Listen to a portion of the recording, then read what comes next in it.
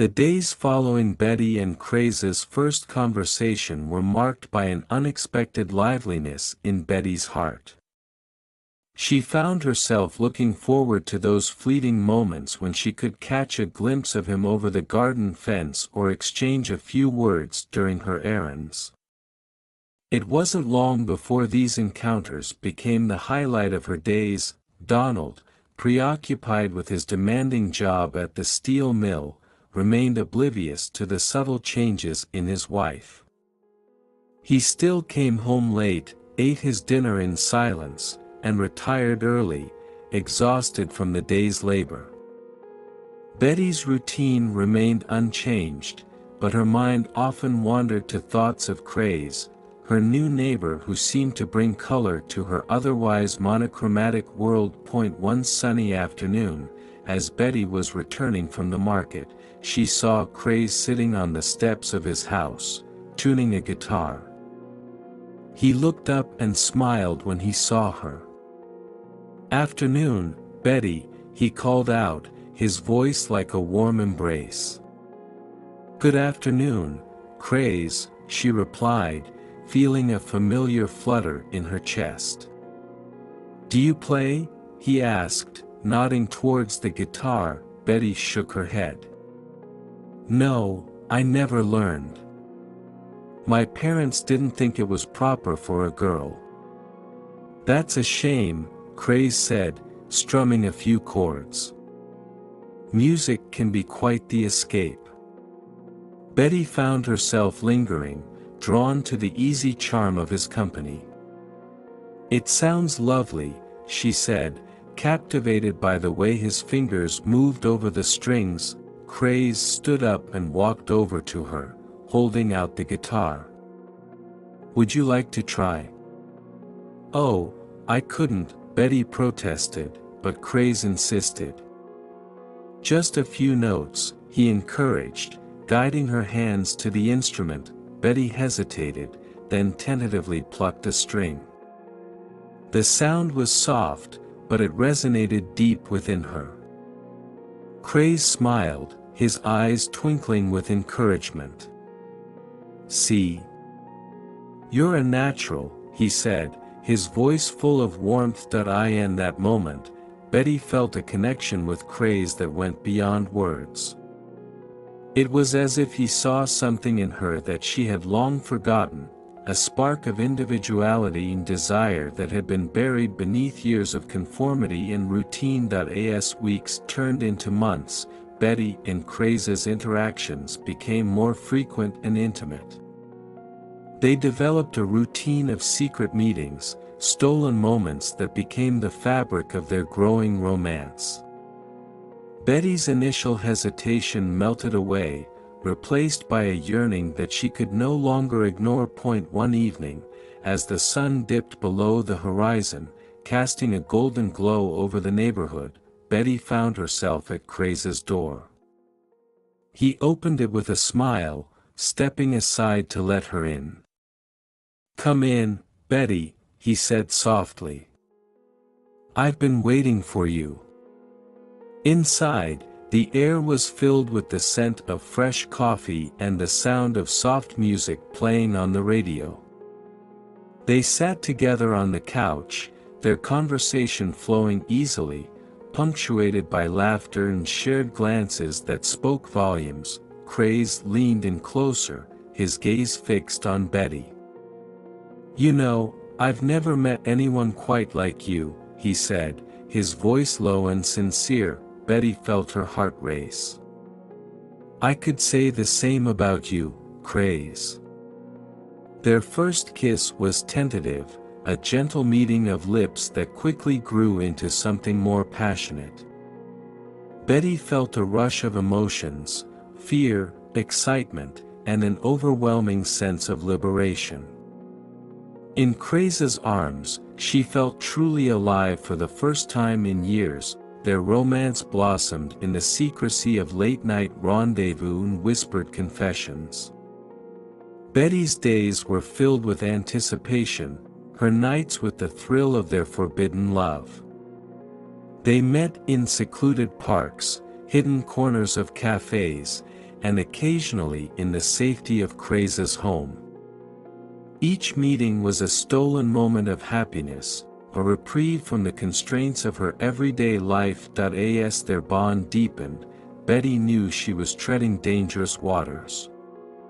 Yet, the passion she felt for Craze was undeniable, pulling her away from the safety of her conventional existence and into the arms of a man who promised a different kind of life, one filled with love, adventure, and the freedom to be herself. But with every secret meeting, the weight of her deception grew heavier. Betty knew that their love, as beautiful as it was, could not remain hidden forever. The day of reckoning would come, and with it, choices that would change the course of her life in ways she could never have imagined. Betty's emotions churned like a tempest. Each day brought her closer to Craze, yet further from the life she had built with Donald. She found herself in constant turmoil, torn between the safety of her conventional existence and the thrilling uncertainty of her love for Craze. Betty's home, once a sanctuary of routine, now felt like a prison. Every dinner with Donald, every household chore, and every moment spent with her daughter Margaret was tinged with a guilt that gnawed at her. She loved her family, but the passion she felt for Craze was something she had never experienced before. Betty sought solace in the mundane, hoping the routine would ground her, but it only magnified her longing. She would catch herself daydreaming while ironing clothes or preparing meals, her thoughts drifting to the warmth of Craze's embrace, the sound of his laughter, and the depth of his gaze. During these moments of introspection, Betty would ask herself the same questions repeatedly. Was she being selfish? Was this affair worth the risk of losing everything she held dear? The answers eluded her, lost in the whirlwind of emotions that Craze had stirred within her. One evening, as the first signs of autumn began to paint Leeds in hues of gold and red, Betty and Craze met in a secluded park on the outskirts of the city. The air was crisp, and the leaves crunched beneath their feet as they walked hand in hand along a deserted path. "I wish we could be together without all this secrecy," Craze murmured, his voice filled with longing. Betty sighed, her heart aching at the truth of his words. "I wish that too, Craze.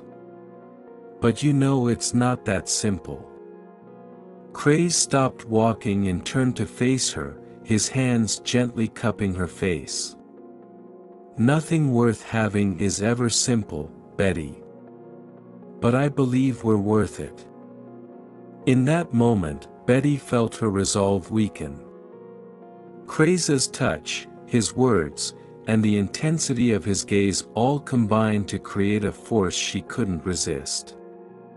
She leaned in, their lips meeting in a kiss that was both tender and filled with an unspoken promise. Their affair reached its zenith in the weeks that followed. They found refuge in the small, hidden corners of Leeds, places where they could be alone and free from the prying eyes of the world.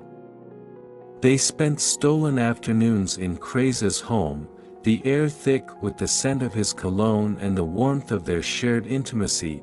Betty would slip away from her responsibilities, her heart pounding with anticipation as she made her way to Craze's embrace. Each touch, each kiss, each whispered word deepened the connection between them, creating a bond that seemed unbreakable. Their lovemaking was intense, a physical manifestation of the emotions that roiled within them. In Craze's arms, Betty found a sense of liberation she had never known.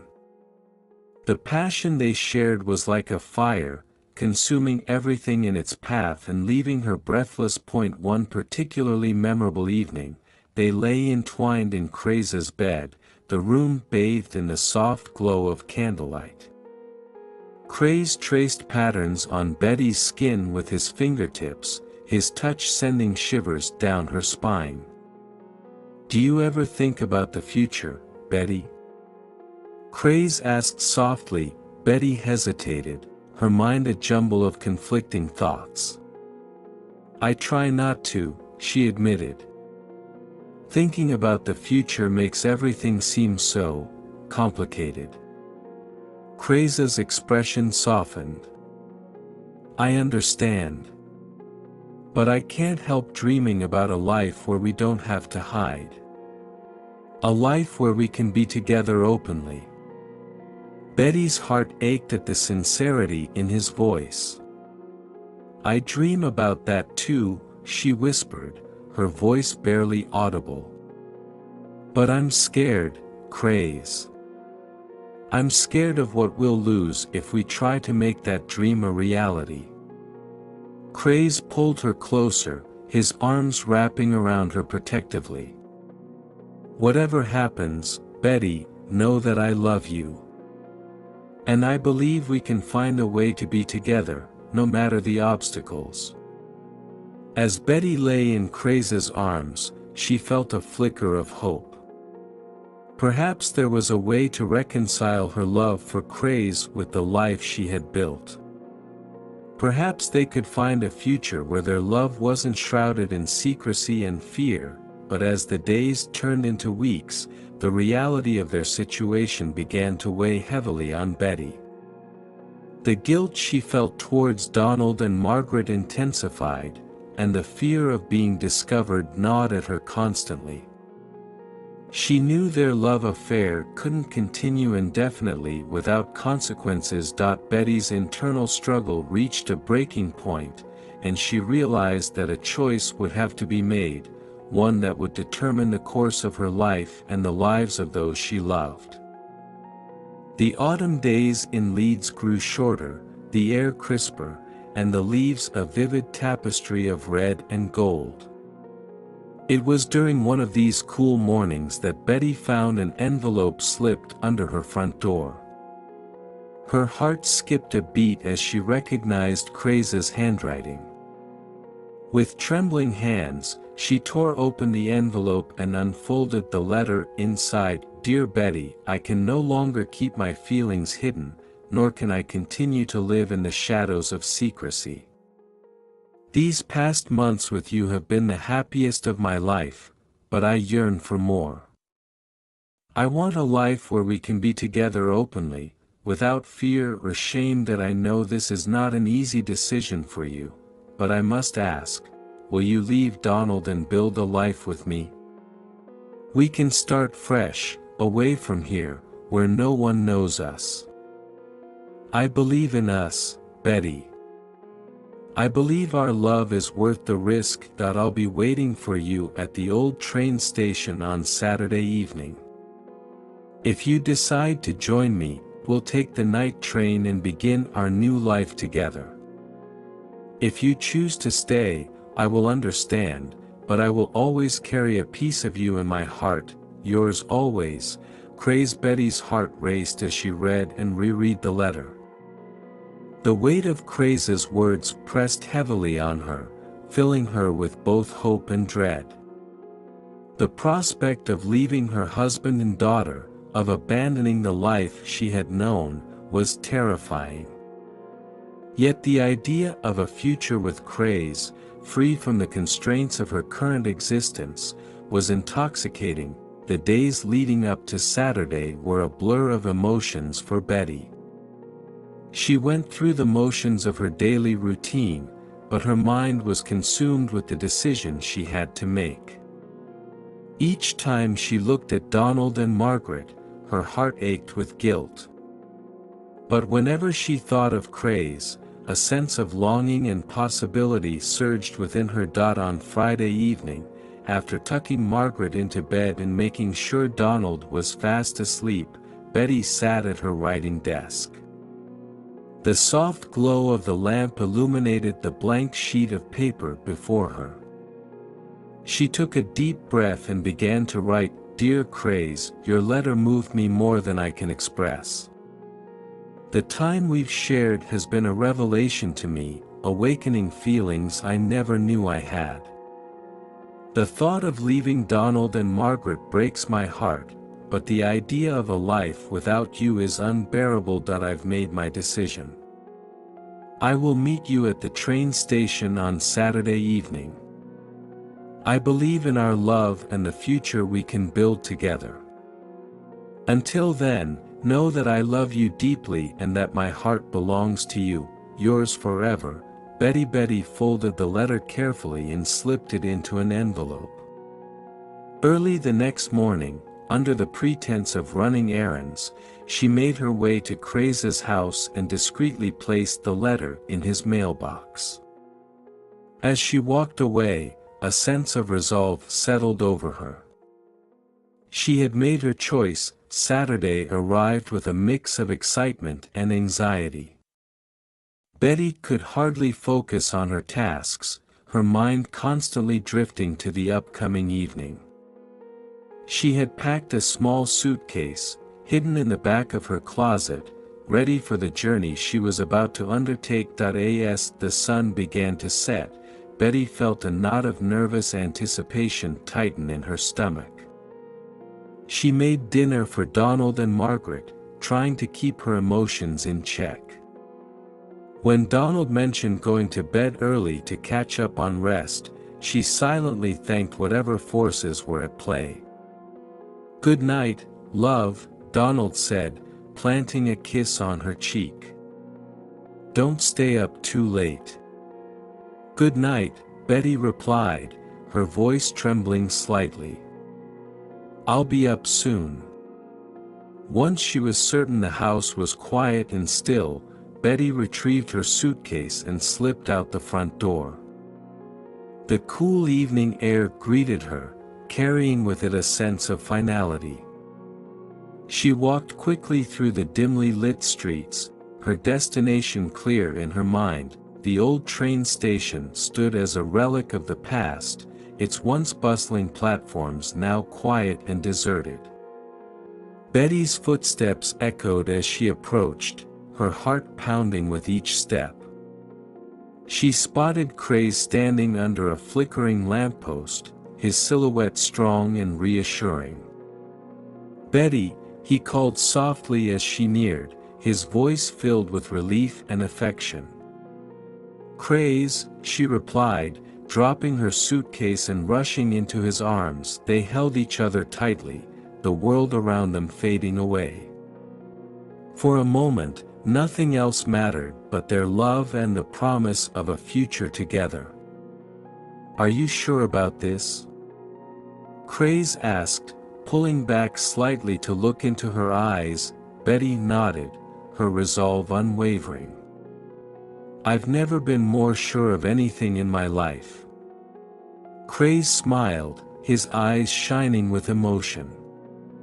"Then let's go, my love. Our new life awaits." Hand in hand, they boarded the train, leaving behind the lives they had known. As the train pulled away from the station, Betty felt a mixture of sorrow and hope. She glanced out the window at the passing scenery, knowing that her decision would bring both joy and hardship. But in Craze's arms, she felt ready to face whatever lay ahead, confident in the power of their love to guide them through the unknown.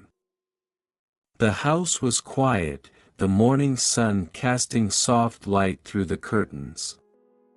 Moira moved about her usual routine, tidying up and preparing for the day ahead. As she reached the front door to collect the mail, she noticed an envelope addressed to Craze. The handwriting was unfamiliar, yet something about it stirred a sense of unease within her, curiosity getting the better of her. Moira opened the envelope and read the letter inside.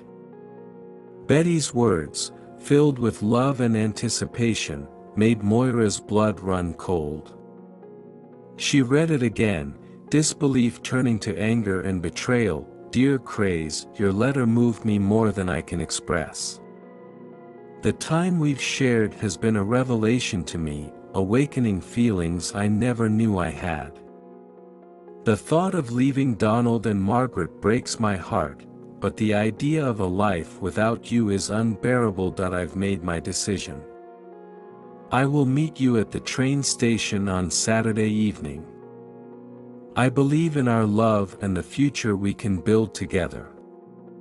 Until then, know that I love you deeply and that my heart belongs to you, yours forever. Betty. Moira's hands trembled as she clutched the letter.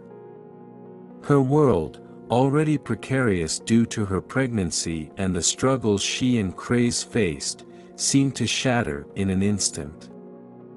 The betrayal was a knife to her heart, and she knew she couldn't let this go unanswered. That evening, as Craze returned home from work, he found Moira waiting for him in the dimly lit living room. Her eyes were red from crying, her face a mask of hurt and rage. She held the letter tightly in her hand. "Craze," she began, her voice shaking, "what is this?" Craze's heart sank as he saw the letter. "Moira, I can explain." Moira interrupted, her voice rising. "Explain how you've been planning to leave me and our unborn child for another woman. Explain how you could betray me like this." Craze took a step towards her, his hands raised in a placating gesture. "Moira, please, it's not as simple as it seems. Betty and we fell in love. I never meant for it to happen this way." Moira's anger flared. "You never meant for it to happen. You're abandoning your family, Craze. Our child. How could you?" The tension in the room was palpable. Craze struggled to find the right words, knowing that nothing he said would ease Moira's pain. "Moira, I'm sorry. I never wanted to hurt you. But I can't ignore my feelings for Betty." Moira's eyes flashed with a mixture of sorrow and fury. "You think you can just walk away? Leave us behind like we're nothing? I won't let you, Craze. I won't let you destroy our family." In a fit of desperation, Moira stormed out of the room, leaving Craze standing there, helpless and filled with guilt. He knew he had to find a way to calm her down, to make her understand, but he also knew that his love for Betty had irrevocably changed everything. As the hours passed, Moira's anger festered. She couldn't stop thinking about Craze and Betty, about the future she had envisioned now crumbling before her eyes. She knew where Craze was working that evening, the fairground. And with that knowledge, a dark resolve took hold of her. Moira went to the bedroom and retrieved Craze's revolver from the drawer. Her mind was clouded with a mix of betrayal, despair, and an overwhelming sense of injustice. She couldn't bear the thought of Craze abandoning her and their unborn child for another woman. She had to confront him, to make him see the gravity of his actions. The fairground was bustling with activity, the sounds of laughter and music filling the air. Craze was working at one of the stalls, his mind preoccupied with thoughts of Betty and their planned escape. He didn't notice Moira until she was standing right in front of him, her face pale and her eyes wild with emotion. "Moira, what are you doing here?" Craze asked, his voice filled with concern. Moira's hand tightened around the revolver hidden in her coat pocket. "I came to talk, Craze. To make you understand what you're doing to us." Craze took a step towards her, his expression softening. "Moira, I never wanted to hurt you. Please, let's go somewhere quiet and talk." But Moira's mind was made up. She couldn't see past the betrayal, the future she had lost. With a shaking hand, she pulled out the revolver and pointed it at Craze. "Moira, no!" Craze shouted, his eyes widening in fear, but Moira's emotions had reached a breaking point.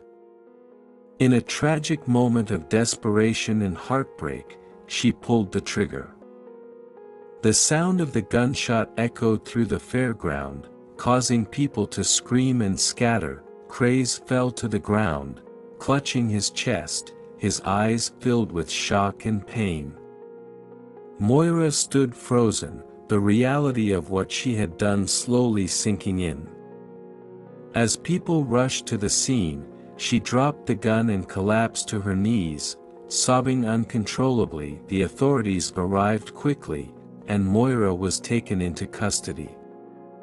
The news of the shooting spread like wildfire, reaching Betty's ears that same night. She felt as if the world had collapsed around her.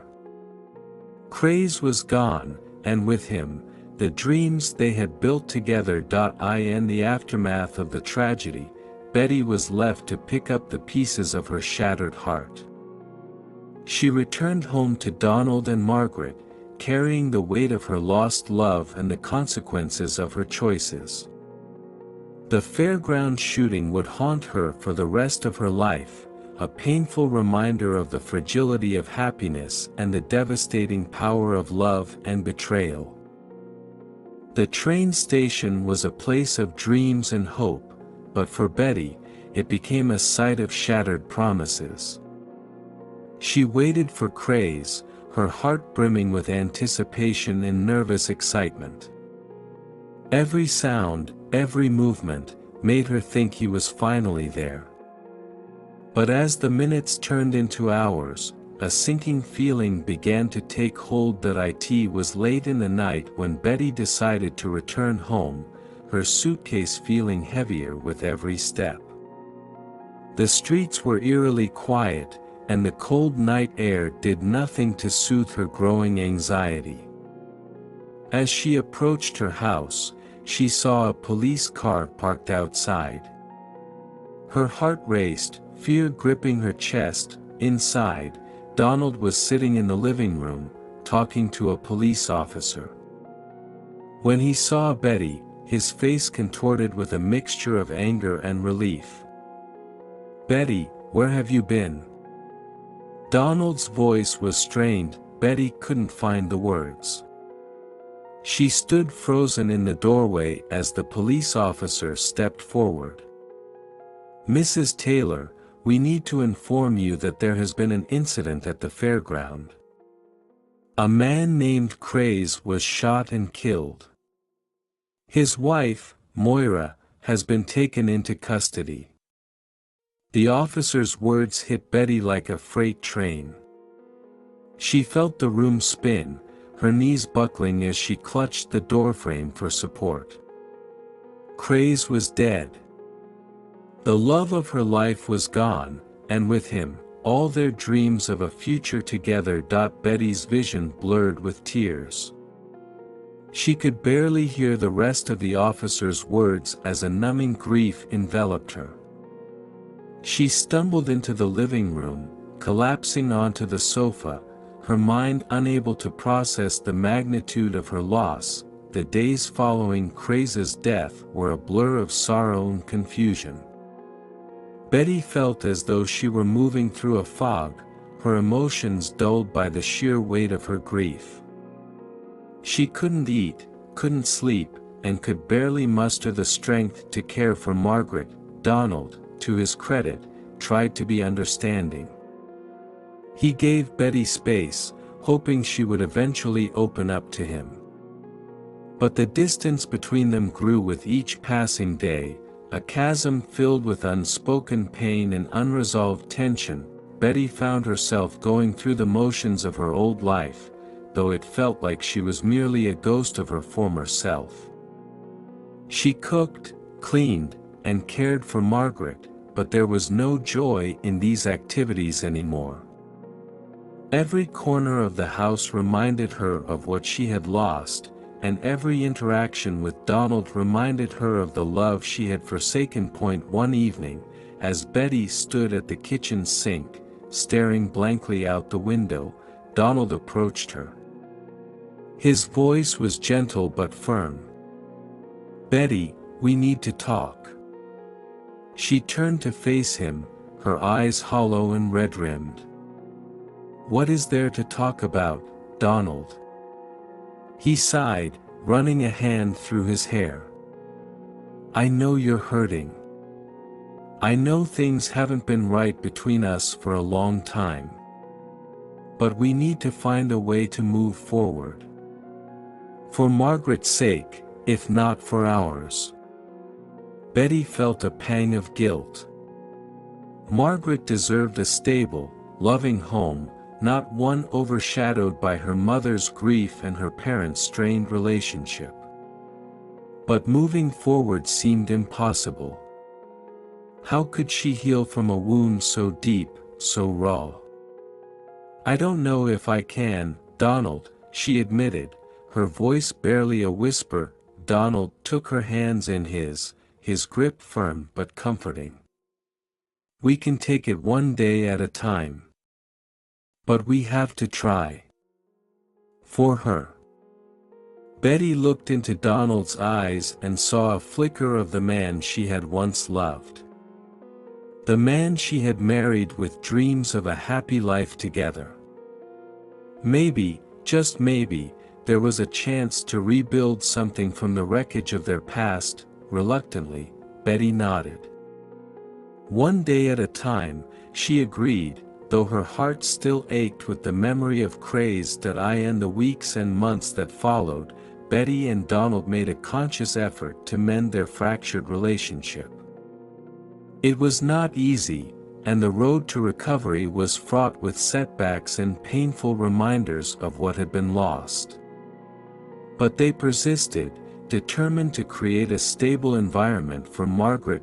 Betty threw herself into her role as a mother, finding solace in Margaret's innocent laughter and boundless energy.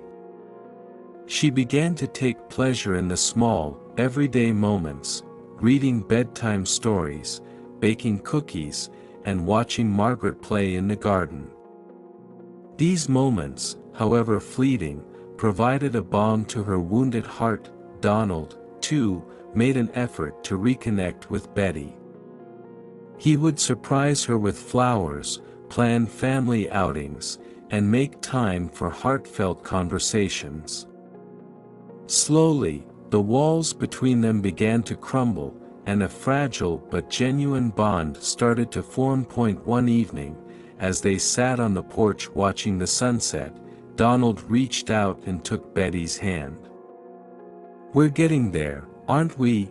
he said softly. Betty squeezed his hand, a small but hopeful smile playing on her lips. "Yes, Donald. We are." Though the memory of Craze would always linger, Betty found a way to carry on. She learned to live with her grief, to cherish the love she had shared with Craze while also embracing the life she had with Donald and Margaret. It was not the life she had envisioned, but it was a life worth living, a life where she could find peace, hope, and perhaps, in time, even happiness. 30 years had passed since the tragedy that had altered the course of Betty's life. The bustling city of Leeds had evolved, and so had Betty. She now lived in a quaint, two-story house with a well-tended garden that she took pride in. The once vibrant and impulsive young woman had become a serene and dignified older lady. Betty, now in her 60s, bore the gentle lines of age on her face, but her eyes still sparkled with the wisdom and strength gained from a life filled with trials and triumphs. Donald had aged gracefully beside her, his once dark hair now silver but still full. Their relationship, which had been fractured and strained all those years ago, had healed with time and effort. They had learned to support and cherish one another, building a life of quiet contentment. Their daughter Margaret had grown into a remarkable woman, with a family of her own. She often visited with her husband and children, filling the house with laughter and joy. Betty and Donald's son, John, was the apple of Betty's eye. He had inherited his mother's kindness and his father's determination. John was now in his early 30s, a successful architect, and was about to marry the love of his life, Emily. The house was abuzz with excitement and activity as the wedding day approached. Betty found herself caught up in a whirlwind of preparations. Every detail had to be perfect, and she took great pleasure in overseeing the arrangements. In the kitchen, Betty stood with Margaret, discussing the menu for the reception. The aroma of baking filled the air, a comforting reminder of family traditions. "Mom, I can't believe John is getting married," Margaret said, her eyes misting over with emotion. "It feels like just yesterday we were playing in the garden." Betty smiled, her heart swelling with pride and nostalgia. "I know, darling. They grow up so fast. But Emily is wonderful, and they're so happy together.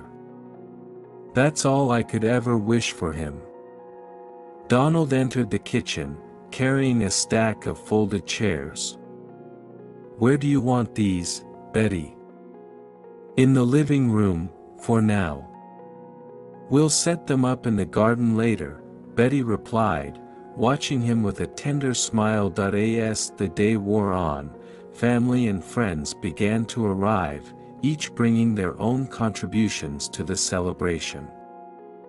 The house was soon filled with chatter, laughter, and the warmth of loved ones coming together. Betty took a moment to step outside, seeking a brief respite from the commotion. She wandered into the garden, where John was overseeing the setup of the wedding arch. He looked up and saw her, his face lighting up with a smile. "Hey, Mom. How's everything going inside?" he asked, wiping his hands on his jeans. "Busy, but wonderful," Betty replied, hugging him tightly. "I'm so proud of you, John. You've grown into such a fine man." "Thanks, Mom. I couldn't have done it without you and Dad," John said, his voice filled with sincerity. "And I can't wait for you to see Emily in her dress. She looks amazing." Betty's heart swelled with emotion. "I'm sure she does, sweetheart. I'm just so happy for you both." As the sun began to set, casting a golden glow over the garden, Betty returned to the house. She found herself pausing in the hallway, where a photo of Craze and a younger version of herself hung on the wall. The memories of that time were bittersweet, a reminder of love lost and the pain that had followed. But looking at the photo, Betty felt a sense of peace. She had found a way to carry on, to build a life filled with love and joy despite the heartbreak. Betty was snapped out of her reverie by the sound of Emily's laughter. She turned to see the young bride-to-be, radiant in her wedding dress, surrounded by her bridesmaids. "Oh, Emily, you look absolutely stunning," Betty said, tears welling up in her eyes. Emily blushed and smiled. "Thank you, Betty. I'm so happy to be joining your family." The preparations continued into the evening, with every detail falling into place. Betty felt a deep sense of satisfaction as she watched her family come together, united in love and celebration. The pain of the past had not been forgotten, but it had been woven into the fabric of her life, making the joyous moments all the more precious. As the wedding day dawned, Betty stood at the window, watching the first light of morning touch the garden. She felt a profound sense of gratitude for the journey she had taken, the love she had found, and the family she had built. The future was bright, and she was ready to embrace it with open arms. The wedding day had arrived, and the house was alive with the bustling energy of final preparations.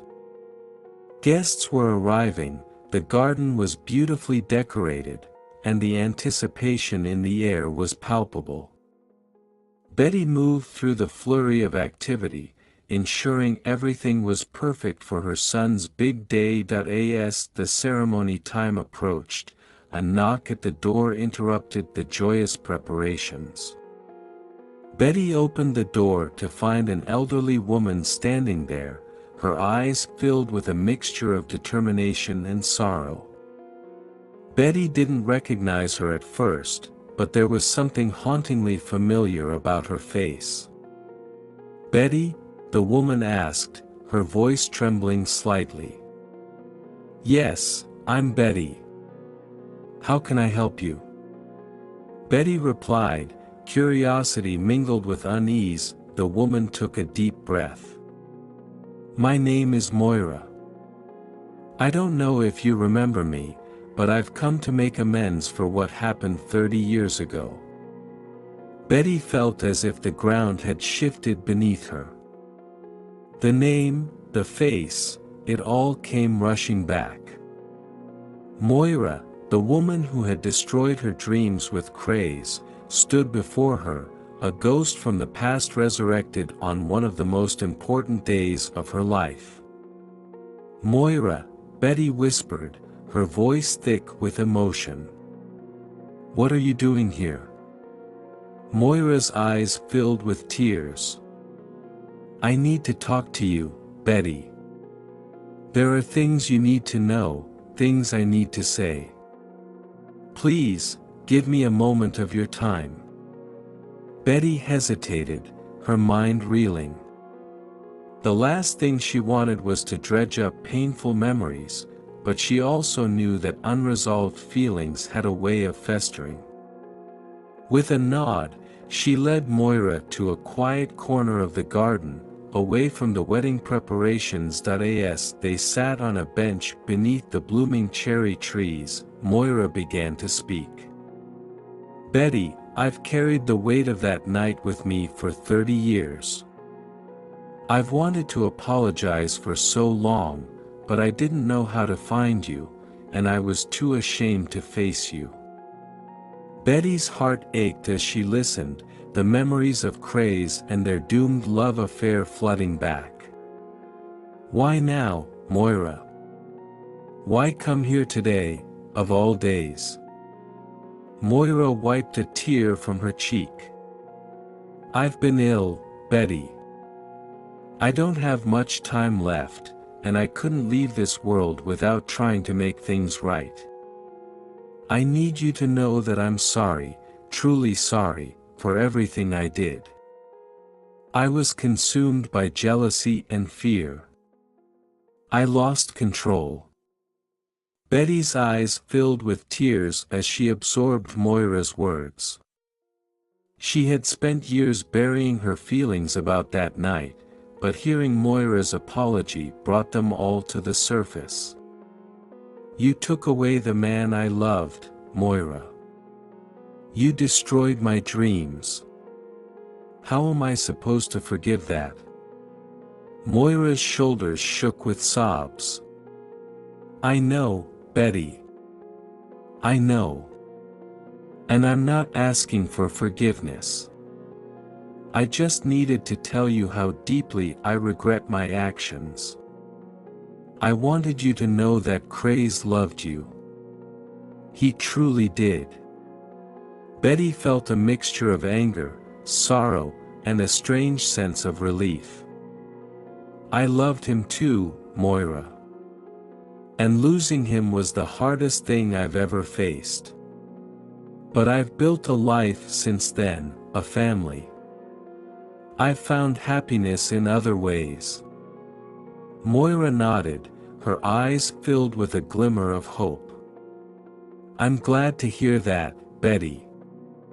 You deserve to find happiness. I just wish things had been different." The two women sat in silence for a moment, the weight of their shared history hanging between them. Betty felt a profound sense of release, as if a long-buried wound had finally been given air to heal. Just then, Donald appeared, looking concerned. "Betty, everything all right?" Betty looked up at her husband, her eyes still glistening with tears.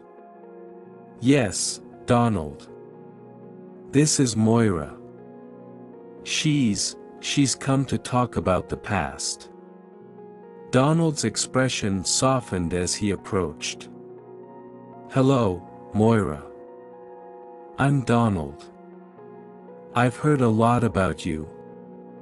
Moira managed a small smile. "It's nice to meet you, Donald. I've caused a lot of pain, and I'm here to apologize for that." Donald nodded. "Thank you for coming, Moira. It takes courage to face the past." As the wedding ceremony drew nearer, Betty stood, taking Moira's hands in hers. "Thank you for coming, Moira. I appreciate your apology, and I hope you find peace." Moira squeezed Betty's hands, tears streaming down her face. "Thank you, Betty. I wish you all the happiness in the world."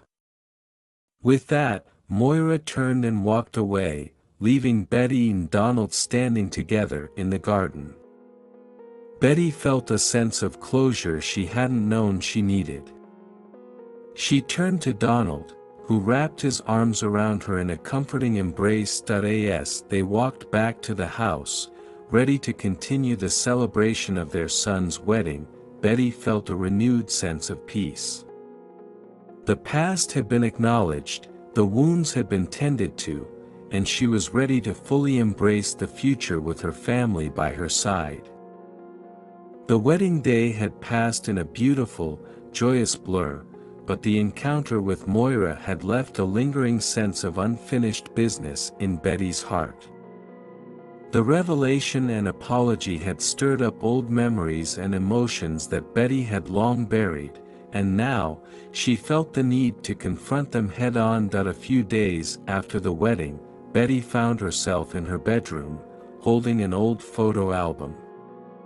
She flipped through the pages, seeing images of her younger self, her family, and the life she had built with Donald. Each photograph told a story, and each one was a reminder of the choices she had made. One evening, as the sun set and the house grew quiet, Betty decided it was time to talk to Donald. She found him in the study, reading a book. Donald looked up as she entered, his face softening with a welcoming smile. "Donald, can we talk?" Betty asked, her voice tinged with a mix of anxiety and determination. Donald closed his book and nodded. "Of course, Betty. What's on your mind?"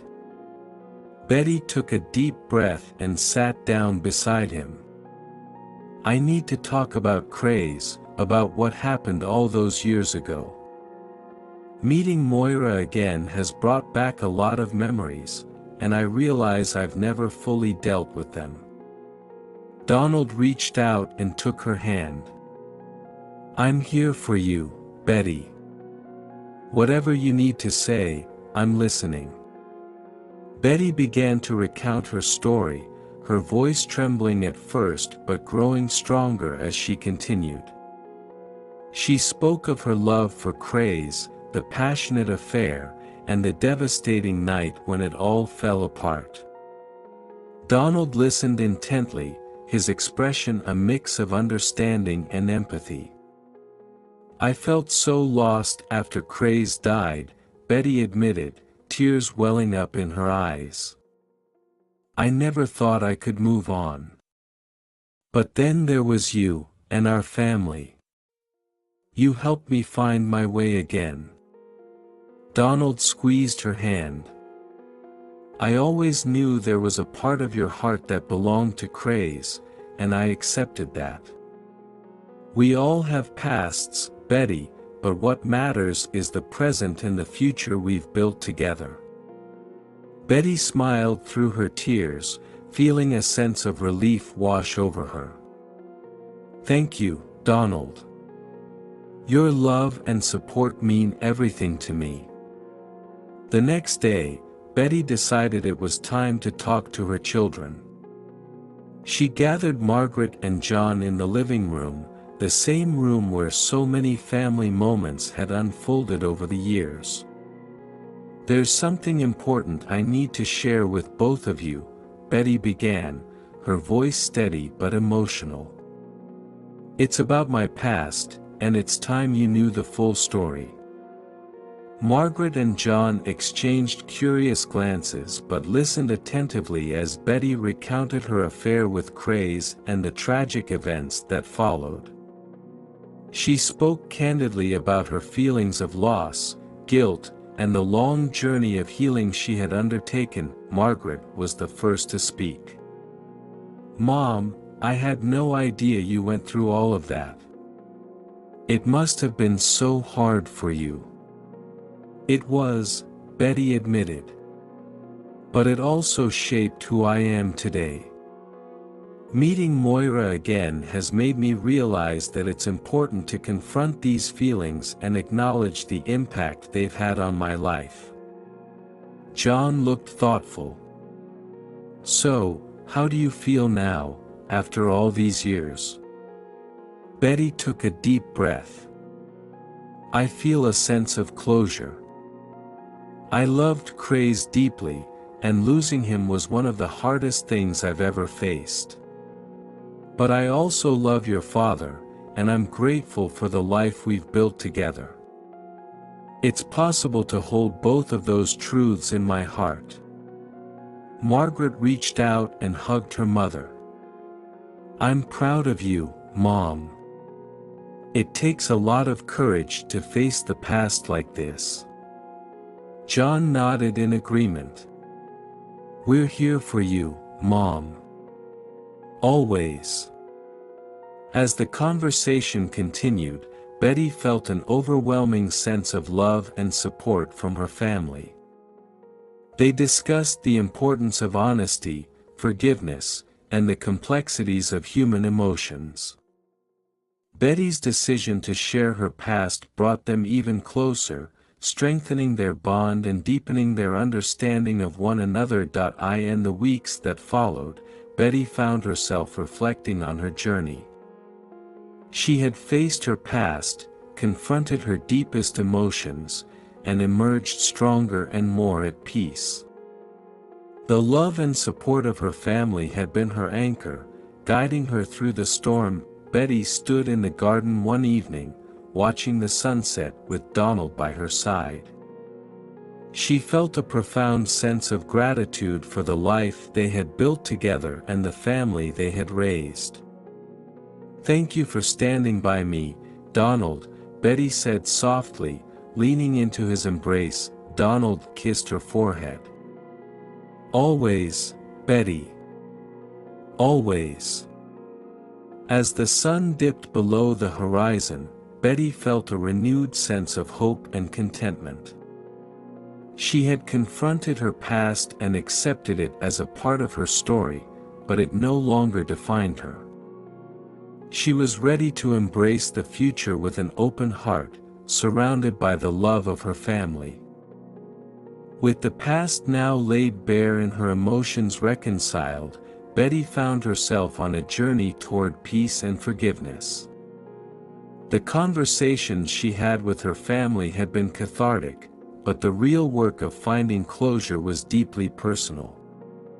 She knew that to truly heal, she needed to forgive herself and find peace with her past decisions. One evening, Betty decided to visit Craze's resting place.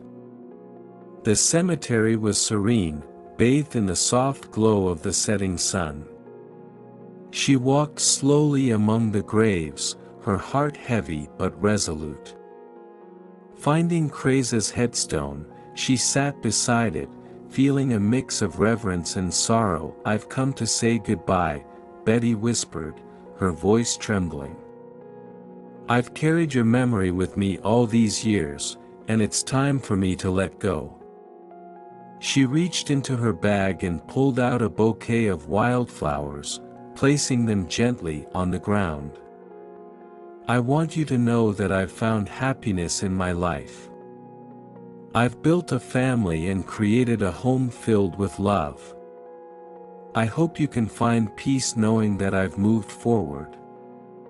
Betty closed her eyes, letting the memories of Craze wash over her. She felt a sense of release, as if a burden had been lifted. The pain of the past no longer felt as sharp. Instead, it had softened into a distant echo.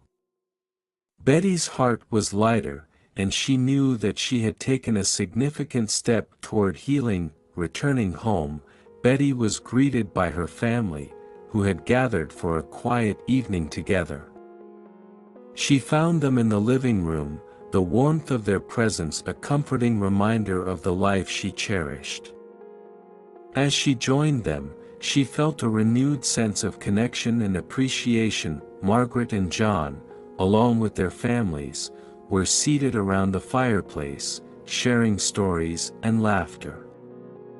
Betty sat down with them, feeling a deep sense of belonging. She took a moment to reflect on the love and support they had shown her throughout her journey. "Family means everything to me," Betty began, her voice steady and filled with emotion. "You've all been my rock through everything. I want to thank you for your patience, your understanding, and your love." Margaret reached over and took her mother's hand.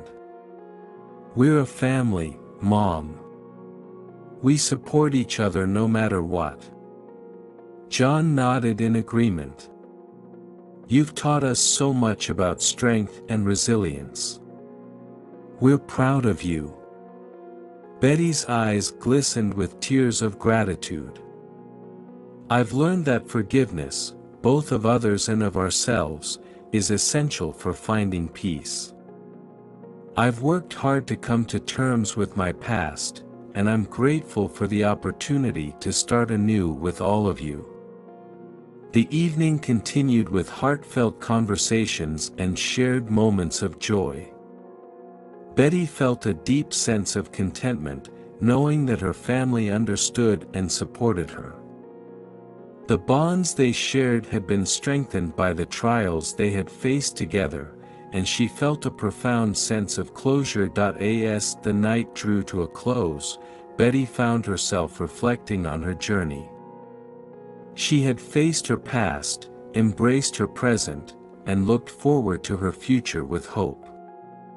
She had found forgiveness not only from others but from herself, and in doing so, she had achieved a sense of peace she had longed for. Sitting alone in her bedroom later that night, Betty looked around at the life she had built. The room was filled with photographs of her family, mementos of a life well lived. She felt a deep sense of gratitude for the love and support she had received, and for the strength she had found within herself.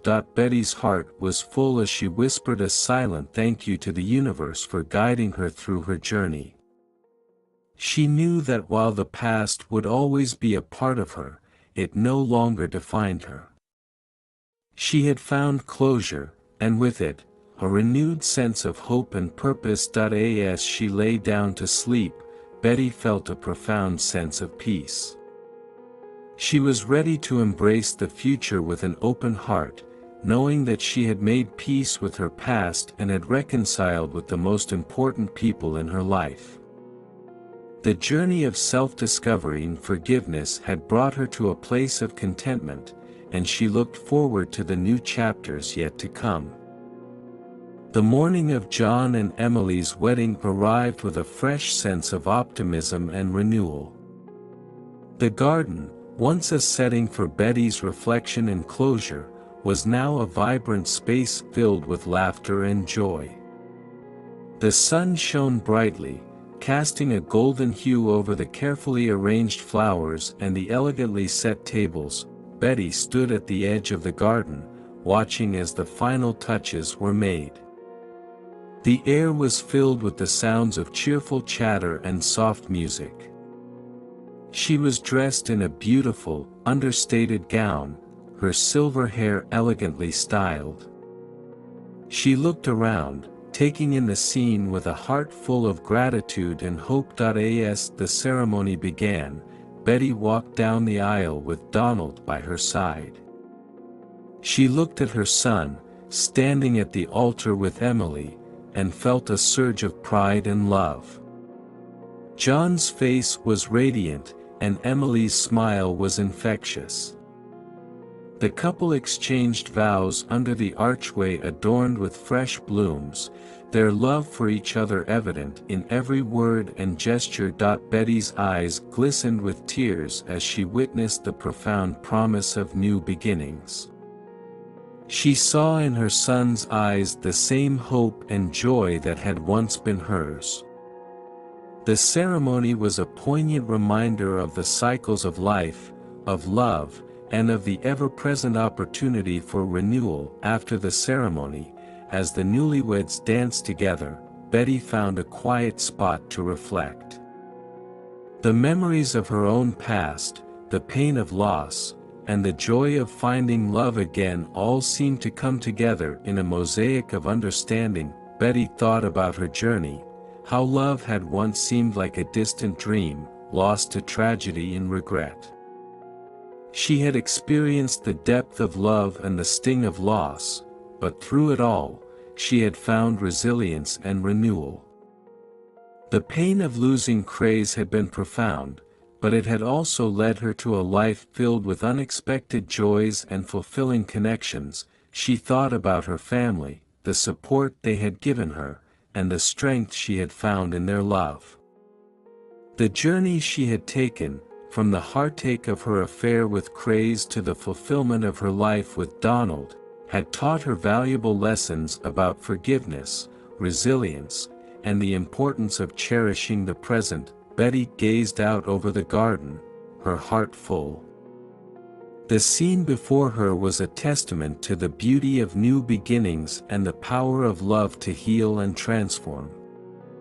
She saw in John and Emily's happiness a reflection of her own journey, a reminder that despite the trials, life always offers the chance for renewal and joy. As the evening drew to a close and the stars began to twinkle in the sky, Betty felt a profound sense of peace. The past had been acknowledged, the wounds had healed, and the future looked bright. She was ready to embrace the next chapter of her life with an open heart, knowing that she had found closure and was surrounded by the love of her family. Betty took one last look around, savoring the moment. She felt a quiet satisfaction, knowing that her story, filled with its ups and downs, had led her to this place of contentment. The dawn of this new chapter symbolized not just a day of celebration, but the promise of new beginnings, a fresh start, and a future filled with hope. As she joined her family on the dance floor, Betty felt a renewed sense of joy and belonging. The past was a part of her, but it no longer defined her. With each step and each smile, she embraced the present and looked forward to the future with optimism and love. The wedding day had been a celebration of not just John and Emily's union but of Betty's own journey, a journey of love, loss, and ultimately, a new dawn of hope and happiness.